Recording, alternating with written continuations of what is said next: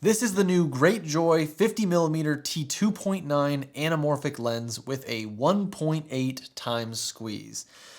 And I've been testing it for a few weeks now, and as far as budget anamorphics go, this one's kind of amazing.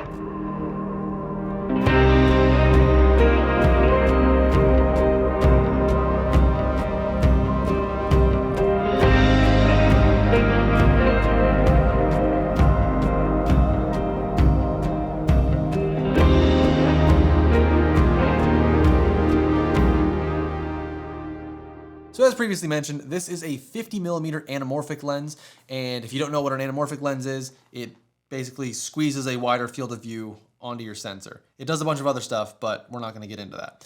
And on a full frame sensor, this 50mm lens, since it squeezes 1.8 times, ends up having the field of view of about a 30 to 31mm lens, but it has the compression or the depth of field of a 50mm. So you get a lot more compression while also having a lot wider field of view. So it's a very unique look that you get from an anamorphic lens. However, with this lens, it uses a variable squeeze focus, which a lot of the budget anamorphics do. A lot of the high-end ones do too, that no one even talks about. But it basically, the squeeze ratio changes the closer you zoom. So towards infinity, it's 1.8 times, but if you go all the way down to its minimum focus distance at 0.7 meters, it's only about a 1.62 times squeeze. So that's something to keep in mind in post-processing, because you might stretch it out to what you think is right, and then everything looks all wonky.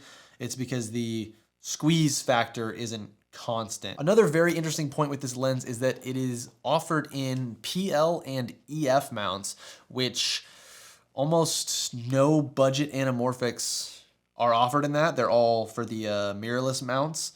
This lens is also offered in the mirrorless mounts, but being offered in PL and EF just opened it up to a huge variety of cameras. And since doing this, I've noticed Laowa on their new anamorphics have also immediately redesigned their lenses and offered them in a PL and EF. So I think this move by Greatjoy is going to help the budget anamorphic market a ton. Something to keep in mind though with the PL and EF mounts is there's a protruding rear element out of the back, which means this lens will fit fine on your cameras, probably will not fit on DSLRs, but I don't know anybody that's shooting video on a DSLR still. But this lens will also not work with speed boosters or any adapter that has a filter or glass element in the back. So I can't use it with my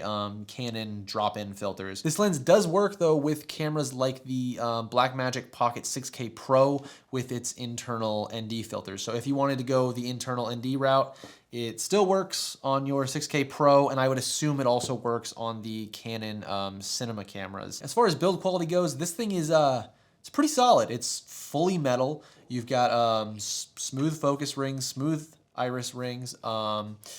It feels incredibly solid. It's heavy as hell.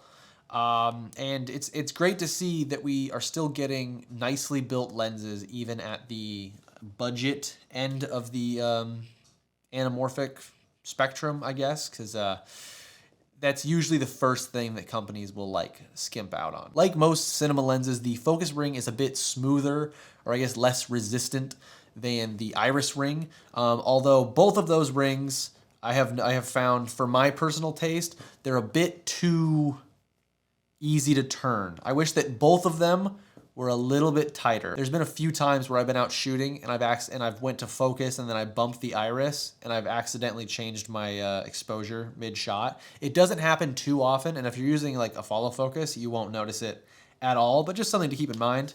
Or for future lenses, because they're making a set of these, just make them a little bit tighter. We won't complain. This lens has 82mm filter threads on the front with an 85mm outer diameter. Now that this lens is out for purchase, I have noticed a few build quality issues, not with mine, but with some other people on the Facebook group. Some things that I've seen is I've seen, I think, 2 out of all of the posts on there, 2 of them shipped with the anamorphic block was slightly crooked. So all of the stretch was all skewed, and that's just a nightmare to try and deal with in post. They're a smaller, newer company, so they got a few kinks to work out, but overall, they've been solid, and mine personally, I have zero issues. But how does this lens look? Because other than it being offered in a PL mount and also having a 1.8 times squeeze, this was the #1 thing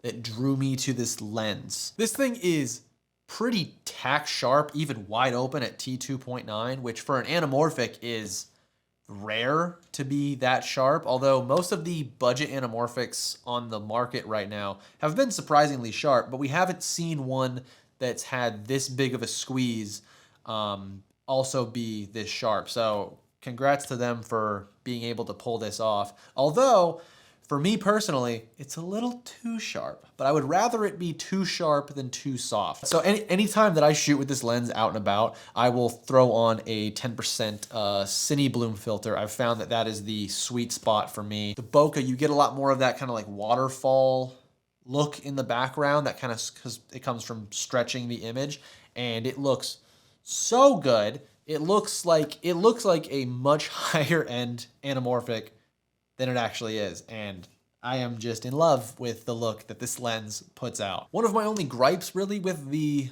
look of this lens is I wish it was just a smidge faster. It's a t2.9, which is okay, and I don't even really care about it being faster for low light, but I would love like a T2 or like a T2.1 or T2.2. And then also, if they could, I know it would make the lens much bigger, but I wish they could use a different focusing method than the variable squeeze focus. Something to think about for future if they want to make one that's not as small. And this lens is not small, by the way. It's pretty sizable. Actually, let me show you the difference between a 50mm anamorphic lens and a 50mm spherical lens. I'll be right back. All right, so this is a, did you hear that thud? This is a 50mm Leica R f2 spherical lens, and it's pretty small, right? Pretty small and compact. You could throw this in your pocket and not even know. And this is the Greatjoy 50mm t2.9. So this little guy is actually faster than this guy, and they both cover the same size sensor. They're both full frame lenses.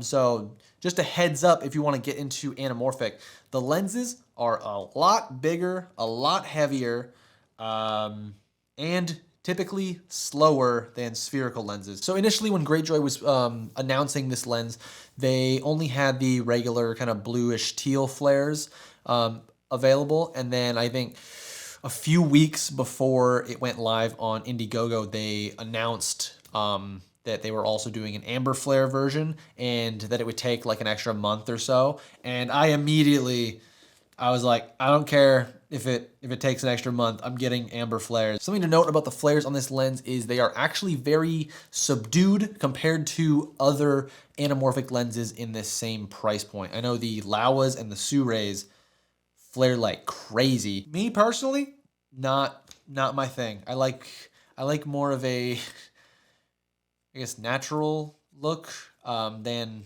bunch of crazy streak flares all over the place, which is also why I absolutely fell in love with the look of the Greatjoy, because it's a little bit, the flares are still very present and they look beautiful. They don't look like those harsh lines. It has like an actual like depth to it. One thing I've noticed is I haven't personally done any tests for this, but based on footage that I've seen and footage that I've taken with my lens, is the amber flare version does seem to flare a bit more than the traditional, the regular bluish teal flare version. But flaring is 100% subjective to you as a filmmaker and what you like and what you are going for your piece.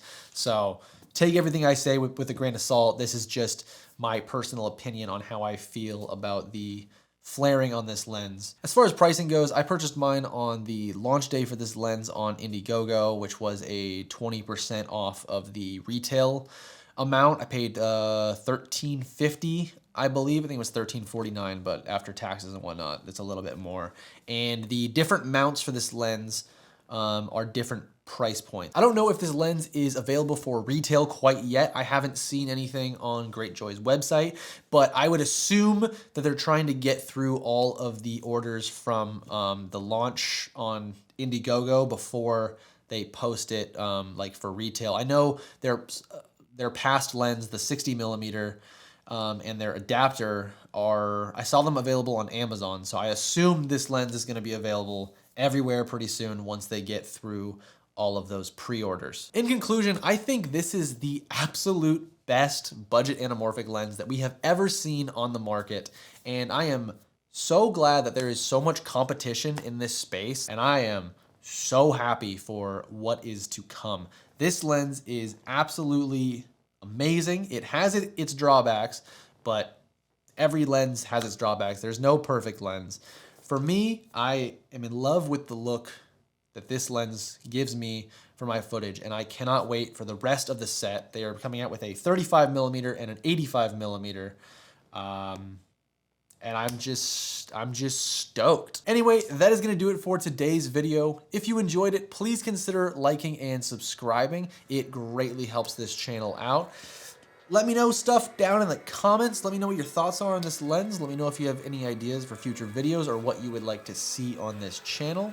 And with that, I will see you in the next one.